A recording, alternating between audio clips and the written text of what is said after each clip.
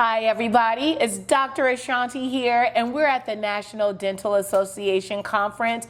I am joined by Doc Rock, Dr. Vivian Rockmian, and she is going to tell us some great things about tech, AI, and dentistry, but I'm going to let her introduce herself. All right, Dr. Rockmian, introduce yourself to the people.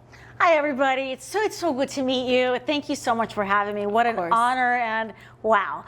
I am a GP.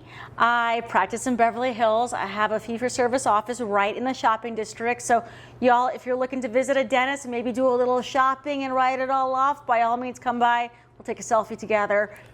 All right, I love it. And you said Beverly Hills, so yeah, I live in Los Angeles, so yeah, I'll be visiting Let's you. grab lunch, please. Of course, of course.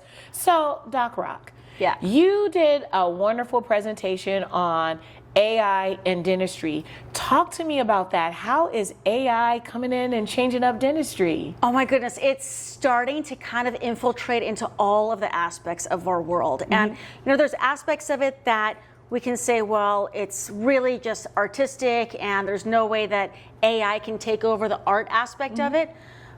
But it certainly does. And you know, the best part of it that I think for myself really resonates is that there are so many folks particularly who feel that when they want to explain like what they feel on the inside not matching how they look on the outside, it's hard to really understand or see that, but what AI is doing is it's translating that experience so that you can actually put yourself in a position where your patients can actually really feel the smile that they want on the inside is what they then can show on the outside. And to me, that's the coolest thing in the world. Oh my gosh, so give us an example of how you use AI in your practice.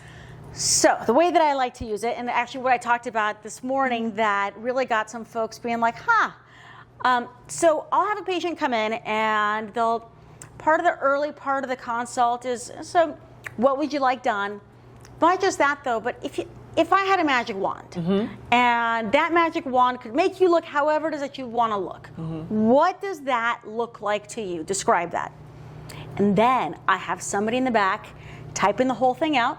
And I've spent the last probably about 2 years training a GPT specifically on understanding smiles, what we find aesthetically interesting across not just what we like in our areas, but also like ethnically, culturally, what actually appeals to them. And so we take those word for word, stick it into the AI, and ask, hey, so could you please help with designing what this would look like? Wow. We put that in.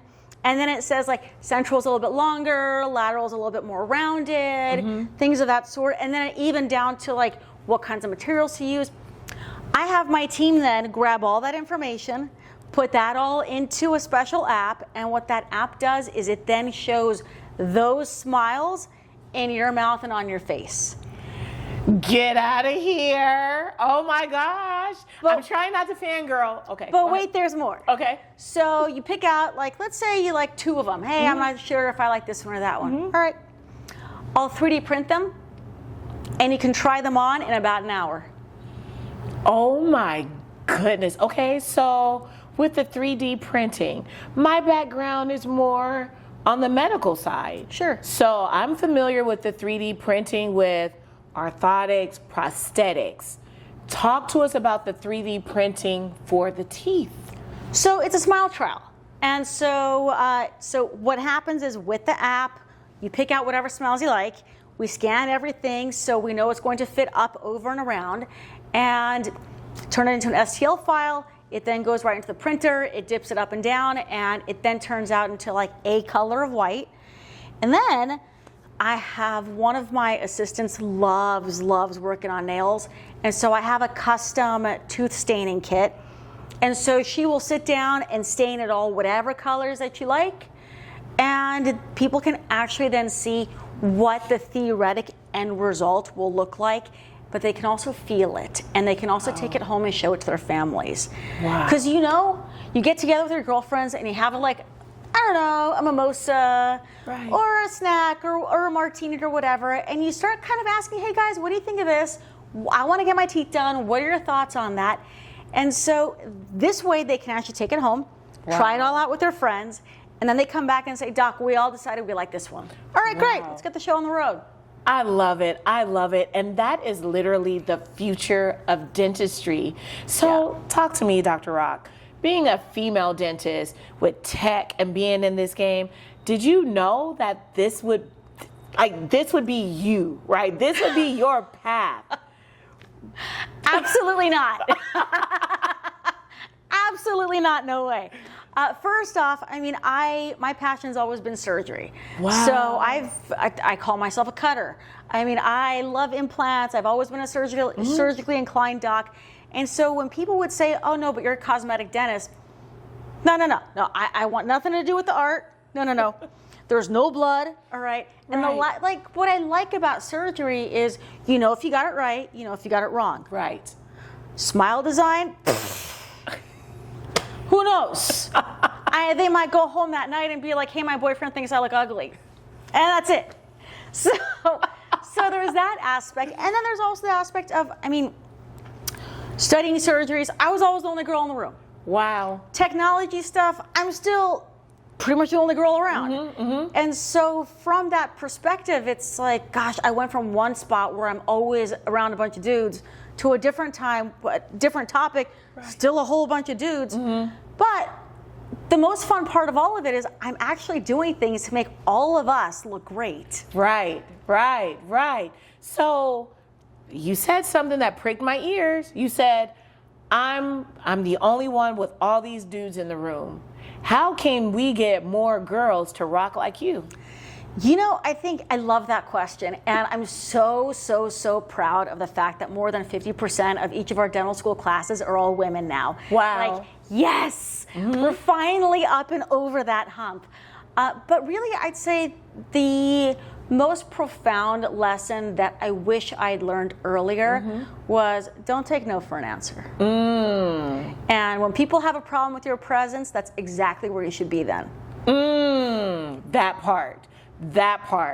Okay, so we're going to conclude with the real tooth, our take on the real truth. So, Dr. Rock, what's your favorite designer to rock with, you know, since you're rocking in Beverly Hills? That's a tough one. I know. I love the pop-ups. Okay. I love the collaborations. Okay. Those are always really fun. Yeah, there's a piece of me that's like, I like seeing all the new things that are out there, but really what I really super enjoy is, you know, the designers who make stuff that are city specific? Yes. My favorite part is just going to other cities, seeing what they have that we don't have in our neighborhood. Right. And getting that. Yes, indeed. And that is the real tooth. So, Dr. Rock, thank you so much for joining me today. Thank you so much for having me. That was a lot of fun. Yeah. And to you guys, oh my goodness, thank you for joining me. And please look up Dr. Rock. Where can they find you? My handle is @TheDocRock, TheDocRok. I'm all over the place, and I try to make myself as easy as possible to find. I think that the best way we can help each other out is grabbing each other by the wrist and pulling each other. So if there's anything I can do to help pull all of us, because we're all at the end of the day, we're all on the same team. That's right. We're all trying to strive for the same things. That's right. So it's to our benefit as a whole to help each other out. All right. Okay, Don't Doc be a stranger. Rock. All right. Don't be a stranger, you guys. And it was great seeing you. Bye.